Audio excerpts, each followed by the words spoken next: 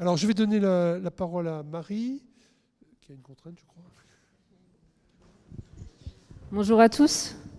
Donc, Marie Ponce, je suis animatrice du réseau des EPL BFC, de l'enseignement agricole public. Donc.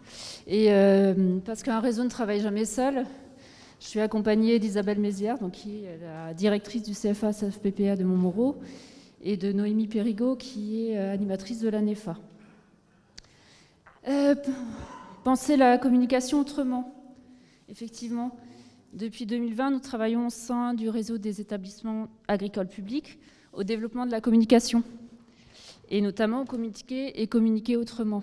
Donc nous avons pas mal avancé sur tout ce qui était communication réseaux sociaux. Et en mai dernier, nous avons répondu à un appel d'offres du Conseil régional sur l'innovation de la communication sur les métiers et l'orientation. Cet appel d'offres concernait les champs de l'agriculture, de l'agroalimentaire et des services, avec un début des actions cette année, en novembre 2021. Et nous visons à peu près 1500 bénéficiaires, des collégiens, des étudiants, des lycéens, qui seront alors accueillis dans des établissements de l'enseignement agricole public. Notre objectif, c'est de favoriser des expériences d'insertion via la réalisation de tâches simples. Enfin, on veut mettre les jeunes en situation réelle ou en situation simulée. Donc du coup, c'est toute la valorisation des casques virtuels, des outils de simulation, des approches ludiques et basées sur la rencontre des professionnels, la rencontre des apprenants. Et une autre entrée qui va être importante pour nous, ça va être la lutte contre les stéréotypes de genre. Et tout à l'heure, la table ronde a été intéressante. On se trouvait face à la problématique d'installation avec 2 femmes qui ont présenté. Et je pense que c'est des entrées intéressantes. Et enfin, pourquoi on veut mettre en œuvre ces actions ? Il y aura à peu près une action minimum par établissement, avec un objectif derrière de capitaliser entre les établissements sur ce qui a marché, ce qui a moins bien marché et comment on peut s'améliorer. Pour ne pas en rester à la théorie, puisque nos actions vont démarrer là en novembre, j'ai demandé à Isabelle d'intervenir. Et notamment, on parlait tout à l'heure d'orientation vers la question de l'orientation vers les publics en insertion et en reconversion professionnelle. Et je trouvais intéressant de partager une expérience justement ici à Montmoreau sur des actions destinées au public en reconversion professionnelle à des demandeurs d'emploi. Isabelle ? Bonjour. Donc, c'est une action qu'on mène depuis 2 ans. C'est-à-dire, on est parti d'une problématique qui n'est pas seule au Jura, mais la problématique, c'est celle-ci. Tout à l'heure, on parlait d'installation. Il y a aussi une problématique de manque d'ouvriers agricoles, de salariés agricoles. Et ça, c'est important. Voilà. Au constat, on a des salles, des cours pleines. Les jeunes qui sont intéressés par l'agriculture nous connaissent, viennent facilement vers nous. Les plus âgés en formation continue viennent aussi vers nous. On a un secteur qui a un chômage bas et il faut qu'on se retourne vers une population qui ne connaît pas l'agriculture et leur vendre nos formations. Donc l'idée, c'est de se dire, on va faire comme tout le monde, on va aller rencontrer Pôle emploi, on va, excusez-moi, je suis un peu... on va rencontrer Pôle emploi, et puis on va faire des infocalls dans les établissements. Au niveau des infocalls, vous vendez une formation CAP jardinier paysagiste, vous parlez de brouettes, de râteaux, ça passe encore, tout le monde connaît une brouette, personne n'a peur d'une brouette. Quand vous commencez à parler de la problématique des salariés agricoles en élevage bovin sur le Jura, ça commence à être plus compliqué. Une vache, un tracteur, etc. Donc on a eu l'idée avec Soélis, la NEFA et Pôle emploi de monter une présentation de ces formations dans l'établissement et au niveau de l'exploitation agricole. Donc on reçoit les gens, la formule elle est de une journée, une demi-journée, les gens sont accueillis et on fait visiter l'exploitation et on ne se contente pas d'une visite. On fait un parcours avec des questions, on peut aussi leur faire un tour de tracteur, on peut leur faire de la contention de bovins et puis voilà, ils découvrent le métier en faisant la visite. Et on finit souvent par une dégustation de comté. Donc ça a porté ses fruits, puisqu'en même temps, on a répondu à un appel d'offres d'Ocapiat sur une POEC, donc une formation pour découvrir les métiers de l'agriculture, et notamment agents ouvriers spécialisés en élevage laitier. Et de ces visites, on a commencé à recruter des gens qui sont venus en formation sur 3 mois.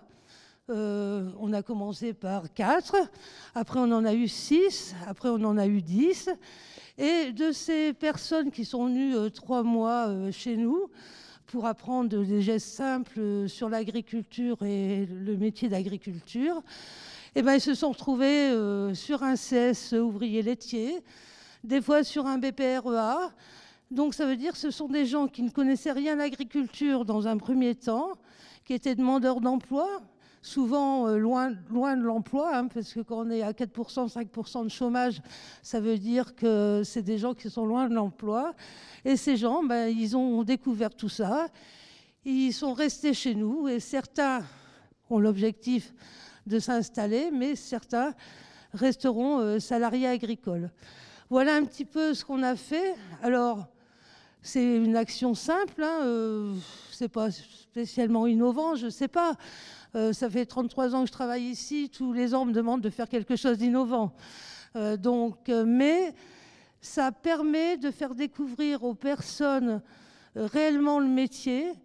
Ils s'approchent concrètement des animaux, ils conduisent un tracteur et ils se disent tout compte fait, même si j'ai conduit un tracteur pendant 5 minutes, 10 minutes, ben, c'est faisable pour moi et pourquoi pas essayer quelque chose de plus long. Alors au niveau de l'affiche, vous avez remarqué, on ne marque pas qu'on fait des tours de tracteur, on ne marque pas qu'on fait de la contention d'animaux, tout simplement parce que si on marquait d'office, je ne pense pas qu'il y aurait beaucoup de monde qui viendrait nous voir. Donc on se contente de marquer que c'est une visite, qu'il y a dégustation de comté. On propose aux gens des activités, on ne les force pas bien sûr, mais la plupart du temps, toutes les personnes acceptent. C'est même plutôt rigolo parce que le petit circuit tracteur, ça intéresse tout le monde. Voilà, et puis on a souvent l'habitude de dire exploitation du lycée, et là vous avez remarqué qu'on a mis exploitation du CFPPA. Alors je rassure mon directeur de PL, je ne vais pas racheter l'exploitation cette nuit, c'est tout simplement que je vous ai expliqué qu'on est demandeur d'emploi, loin de l'emploi. Souvent, on a vécu une scolarité des fois un peu chaotique ou avec des mauvais souvenirs. Et le mot lycée rappelle ces mauvais souvenirs. Donc, on a supprimé le mot lycée exprès sur cette affiche. Voilà.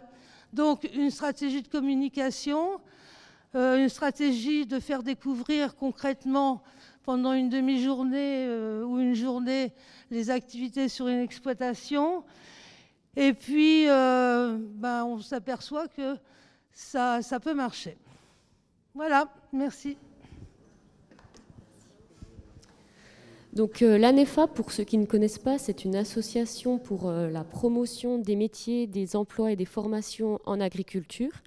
Et cette année, nous avons répondu à un appel à projet du Conseil régional pour réaliser des actions innovantes pour promouvoir les métiers. Donc c'est dans ce cadre que nous avons déposé un projet avec 2 actions phares. Et également, nous avons une convention avec l'ensemble des familles de l'enseignement agricole. Donc c'est pourquoi nous avons souhaité associer chaque famille dans notre projet. Donc nous avons 2 actions. Donc la première action, c'est la réalisation de visites virtuelles d'exploitation, donc en partenariat avec les MFR et le CNEAP. Donc ce sont en gros des vidéos de visites d'exploitation à destination des demandeurs d'emploi et des personnes en reconversion professionnelle. En fait, ces personnes ne peuvent ou c'est compliqué pour elles d'aller visiter des exploitations agricoles. Donc c'est pourquoi, lors de nos interventions, nos informations collectives, nous amenons la visite d'exploitation auprès d'eux grâce à ces vidéos. Et ensuite, la deuxième action, Donc c'est la réalisation d'un escape game en partenariat avec le lycée agricole de Montmoreau. Donc c'est pourquoi avec Isabelle, nous avons souhaité réaliser un jeu d'énigmes sur le lycée de Montmoreau et également en virtuel pour promouvoir les métiers. Donc c'est un jeu test qui sera donc dupliqué à tous les autres lycées agricoles s'ils le souhaitent. Et c'est du coup vraiment un projet qui débute puisque nous avons notre premier groupe de travail ce vendredi. Voilà.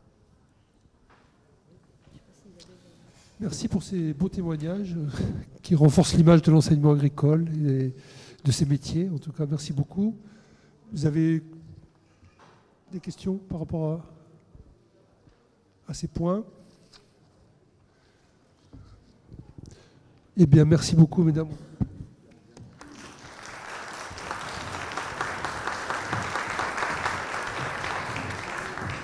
Alors, on va terminer cette table ronde troisième volet par la diffusion d'un film.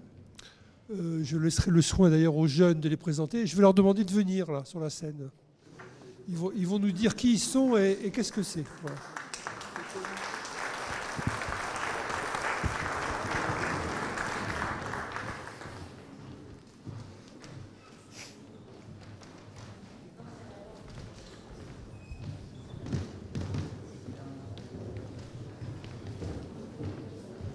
C'est là.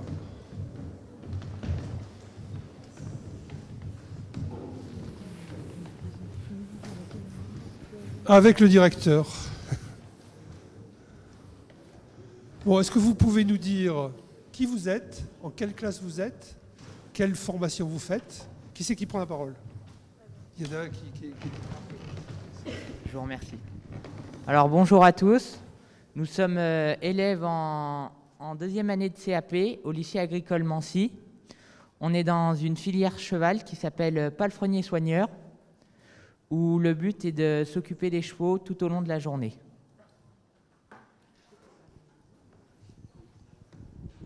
Sur 2 ans. C'est ça. Et vous êtes en quelle année? Deuxième année. Donc l'examen cette année. Ça vous plaît? Vous êtes venu pour ça? Tu confirmes, Jérôme? Tu veux rajouter un mot? Alors? Bonjour, Pierre Mirande. Donc moi, je les encadre en hippologie, en équitation et en pratique autour du cheval. En fait, c'est surtout des jeunes qui sont arrivés, c'est la génération confinement, parce que l'an dernier, ils ont vécu une année un peu difficile. Ils ont surtout bénéficié du premier trimestre à peu près complet. Et puis après, ils ont été en alternance toute l'année. Et dans ce groupe, il y a des jeunes qui étaient un petit peu équitants, mais pas forcément des très grands équitants. Et ils ont progressé déjà un petit peu l'année dernière, mais surtout cette année. Et la plupart, ils vont essayer de poursuivre après en bac pro. Mais c'est surtout des passionnés de chevaux. Mais ils étaient un petit peu souvent clients dans un centre équestre, mais grâce à la formation, on essaie de leur faire comprendre qu'il y a une marche entre clients et devenir professionnel dans le monde du cheval. J'avais envie de poser la question aux filles, c'est difficile. On a commencé la table ronde avec des témoignages de dames. Est-ce que pour vous c'est difficile ou pas? Non? Non? Ça vous plaît? Bon, eh bien on peut les applaudir.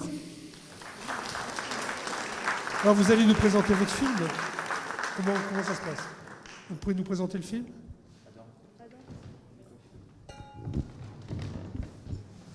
Qu'est-ce qui présente le film? Adam. Merci.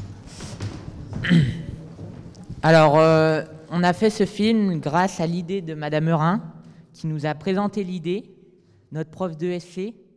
Elle nous a présenté l'idée sur notre créneau, ce qu'on appelle la pluridisciplinarité, qu'on a la chance d'être encadré par deux professeurs.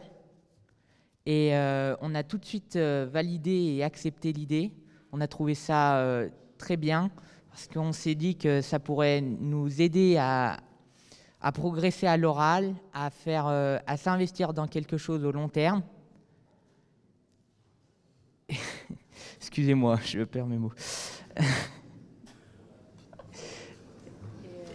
Vas-y, prends. Non.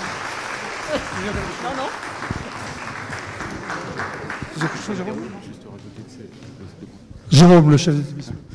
Merci les jeunes. Je voulais juste rajouter qu'effectivement, c'est un joli projet de classe porté par 2 enseignants et toute la classe, hein, un projet réalisé et porté par les élèves et qui a permis à l'établissement de participer au concours Je filme le métier qui me plaît, qui était mis largement en avant par le Conseil régional Bourgogne-Franche-Comté. C'était un vrai plaisir de se retrouver la semaine dernière dans un autre espace à Dijon pour bénéficier de ce joli prix gagné par nos élèves. Donc, merci au Conseil régional qui a soutenu cette belle action et qui nous a permis de mettre en avant des élèves. Alors, vous voyez des palefreniers soigneurs, moi je vois des metteurs en scène, des preneurs de son, des scénaristes, j'en oublie, enfin voilà, d'autres métiers qu'ils ont un petit peu pu découvrir au travers de cette action.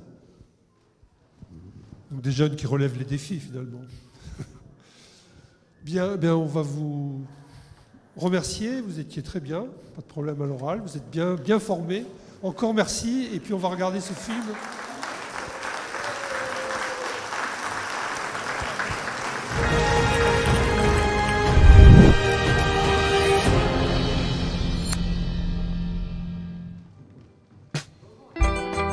Bonjour à tous. Avec notre classe, nous avons décidé de participer au concours Je filme le métier qui me plaît et de vous présenter la profession de palefrenier soigneur. Salut les gars, moi c'est Fashion. Nos amis ont bien pensé à vous. Ils ont décidé de vous présenter un tour d'horizon des activités du palefrenier soigneur tout au long de la journée. L'activité d'un centre équestre démarre dès 7 h du matin. Le palefrenier et ses collègues commencent par nourrir les chevaux et ouvrir les volets. Tous les matins, ma copse que vous voyez là cure mon box et refait mon lit avec de la paille propre. Des outils modernes comme le chariot électrique leur facilitent le travail.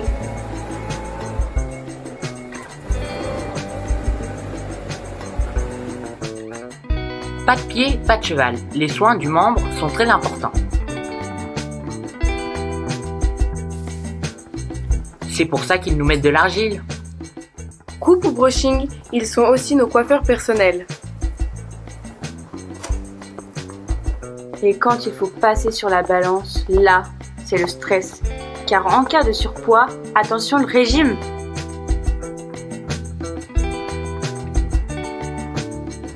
Et quand je suis malade, le soigneur prépare l'arrivée de mon vétérinaire. Il peut vérifier notre pouls et notre température.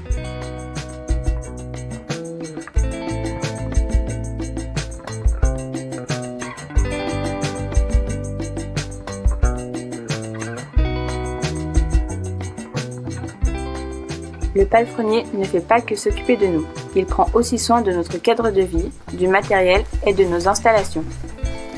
Pour garder le style et le confort en toutes circonstances, le soigneur entretient nos accessoires de sortie.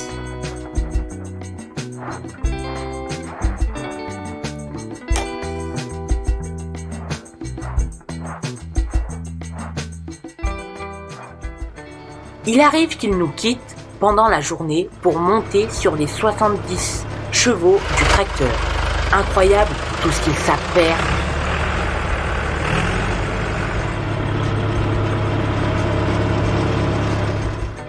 S'il y a bien une chose qu'on adore faire avec eux, ce sont les sorties et les détentes.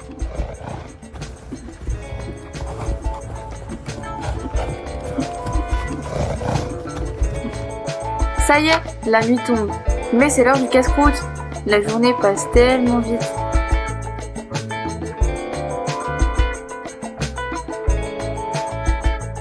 Alors, on n'est pas bien là? Palefrenier soigneur, beau métier, non? Allez, tchou, ça au casse, passez nous voir. Il y a même quoi? Le long des chevaux. Mais il reste C'est ça qui est rigolo. Bah oui. Là, c'est bien. Tabou, qu'est-ce qu'on va dire? Tabou, Bah c'est vous qui parlez. Bah, c'est toi qui parles. Ah oui.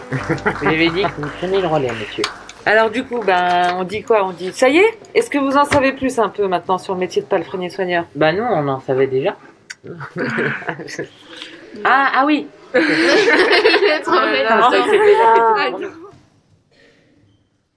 Bravo. Oui, merci. C'est à moi que revient l'honneur de conclure cette matinée. En tout cas, bravo encore les jeunes. Félicitations pour ce film. Il est important que vous parliez de vos métiers. Et le film et la récompense que vous avez obtenue démontrent bien que vous savez bien le faire. Et je crois que ça démontre bien que votre métier est une vraie passion. Donc bravo encore. Et je pense qu'on peut encore les applaudir pour cela.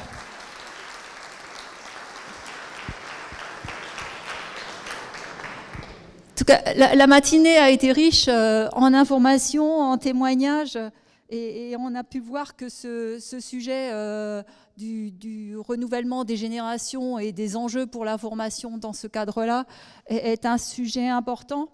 En tout cas, merci à tous les intervenants, que ce soit les intervenants de table ronde qui ont apporté des témoignages. Merci à vous pour votre mobilisation ce matin. Merci aux animateurs, à Marc et à Didier qui ont animé les tables rondes. Et merci aussi au service de la DRAF. Donc, comme l'a dit Marie-Catherine en introduction, 3 services ont été mobilisés. Ça prouve bien que c'est un sujet transversal au sein de la DRAF. C'est un sujet pas seulement transversal au sein de la DRAF, c'est aussi un sujet collectif. Et certains d'entre vous l'ont dit, le représentant du Conseil régional l'a dit, c'est un sujet collectif qui doit rassembler les services de l'État, les services des collectivités et la profession. Et quand je parle des services de l'État, bien sûr, j'y inclus les établissements d'enseignement agricole, tout confondu. En tout cas, on a un vrai rôle tous à jouer pour que ce renouvellement des générations soit une réussite et puisse se faire. Merci aussi tout particulièrement à Marie-Catherine d'avoir orchestré cette journée. C'était un travail important. On a pu constater qu'il y a un besoin important dans notre région, malgré les disparités d'attractivité au niveau régional, quel que soit le secteur, il y a vraiment un besoin et donc des enjeux importants pour la formation, quel que soit le type de formation, que ce soit la formation continue ou la formation initiale, mais aussi des enjeux importants par rapport à la communication et pour faciliter la vie des apprenants. Dans les différents témoignages qu'on a entendus, on se rend compte qu'il y a des possibilités de réponse, il y a des solutions à tout niveau, et c'est maintenant à chacun d'actionner les leviers pour que ces solutions et ces réponses puissent être proposées au maximum, à un maximum de public. Les établissements d'enseignement agricole sont des acteurs reconnus, sont des acteurs qui sont actifs, et les témoignages de ce matin le confirment encore, mais il faut qu'on continue à co-construire sur ce sujet-là.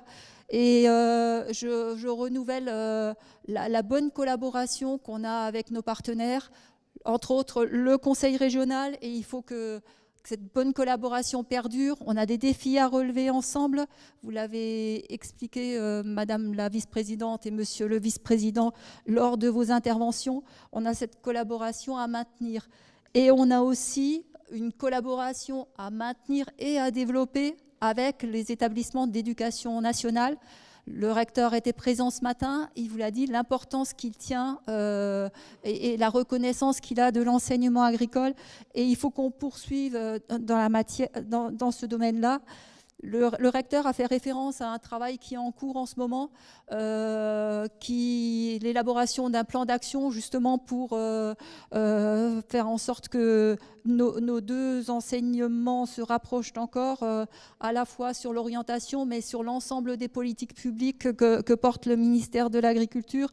Et très prochainement, nous espérons donc signer un avenant à la convention qui avait été signée entre nos deux services en 2019. Le recteur a aussi évoqué un autre outil qui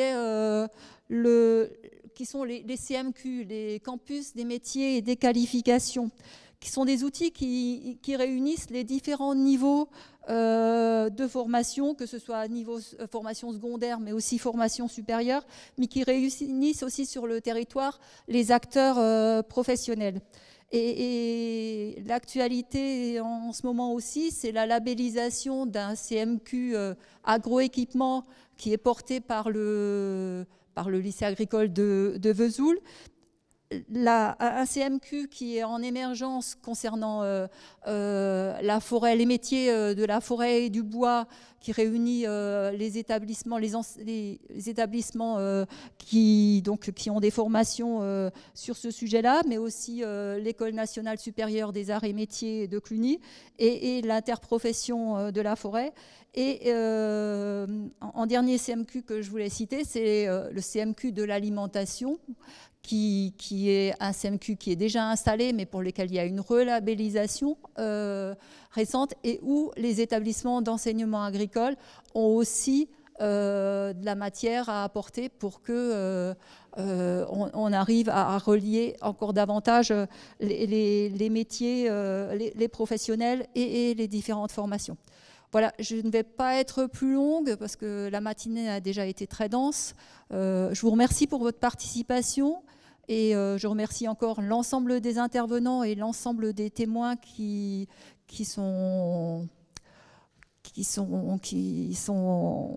étaient actifs ce matin. Et il y a juste encore un petit événement, donc je vais donner la parole à Monsieur Bayard.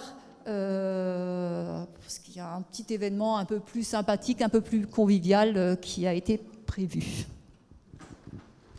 Merci Madame la Directrice. Voilà, c'est un petit peu plus personnalisé, et c'est le réseau des établissements publics qui appelle Serge Abadi, qui est dans la salle, à me rejoindre. Et avec moi, je suis donc Jean-Marie Bayard, un coprésident du réseau, Pierre Matisse qui va m'accompagner, qui est également coprésident, et Jean-Philippe Lachaise qui va le devenir très prochainement. Voilà, Serge, si tu veux nous rejoindre.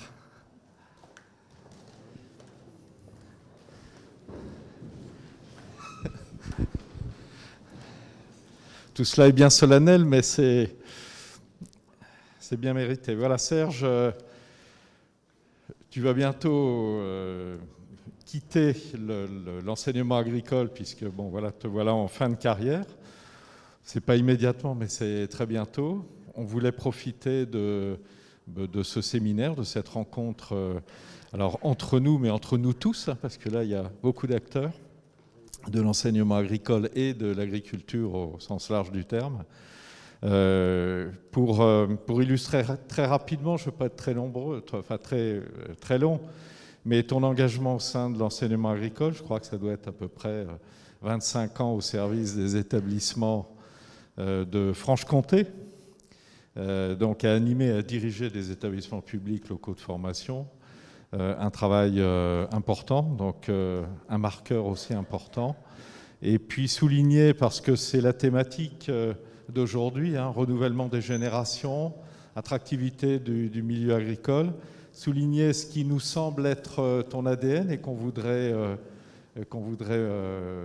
redire aujourd'hui, c'est cet entrepreneuriat dont tu fais preuve, cette capacité que tu as et que tu as conduit tout au fil de ta carrière à monter des projets structurants, innovants, et j'en veux pour preuve ces dernières années, notamment autour du numérique éducatif, mais pour ne citer que cela. Et puis tu étais à mes côtés, donc coprésident du réseau, souligner également une de tes grandes valeurs, c'est l'altruisme également, et ta capacité à travailler au service de tout le monde, et l'animation d'un réseau d'établissements. Mais c'est bien au-delà encore, parce que tes relations professionnelles et les résultats que tu as obtenus, ils se sont faits avec bien d'autres acteurs que le seul enseignement agricole public, et ça continue encore aujourd'hui. On aurait presque envie de te dire, ne t'arrête pas là. Mais voilà, on voulait, au nom du réseau des établissements, c'est-à-dire le repas fait, c'est des établissements publics, mais c'est aussi l'autorité académique, hein, puisque notre chef de service en est la présidente, et ce sont tous nos partenaires. Te souhaiter évidemment une excellente retraite, et puis souligner ce remarquable engagement à nos côtés, tous. Et souviens-toi, la fusion des deux régions, la fusion de nos deux réseaux, ça a été un moment assez fort et qu'on a bien vécu et sur lequel on a été capable, et tu l'as encore montré aussi, capable de travailler ensemble avec une histoire qui était complètement différente entre les deux régions pour ce qui était de l'organisation collective. Voilà Serge, on voulait tout simplement te souhaiter une très bonne retraite et te féliciter de ce remarquable parcours.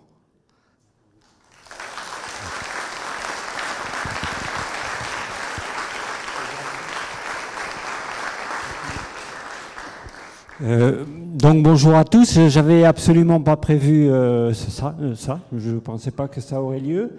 J'ai d'ailleurs failli ne pas venir ce matin sur d'autres contraintes logistiques, donc je suis ravi, merci. Il a eu raison de dire, je ne ferai pas long, que ça a été avec l'enseignement agricole public, mais avec tout l'ensemble des acteurs, le supérieur, le technique, le privé. Bon, Marie-Ange, je ne sais pas où elle est, mais voilà, on a eu à travailler longtemps ensemble et on poursuit. Avec les maisons familiales aussi, l'ensemble des familles, et surtout, en fait, c'est les jeunes qui comptent, quoi. Les jeunes et les professionnels. Donc, effectivement, je me suis retrouvé tout le temps. Je ne m'oubliais jamais, au sens de l'établissement ou l'institution que je défendais, je la défendais corps et âme, mais toujours en partenariat et en réseau avec les autres. C'est-à-dire que je ne pensais que l'établissement ou la structure où j'étais ne pouvait gagner que si elle était avec les autres. Et jamais seul. Voilà. Donc merci, c'est vraiment trop sympa. Et puis c'est presque attendrissant, je suis désolé de vous faire subir quelques minutes supplémentaires.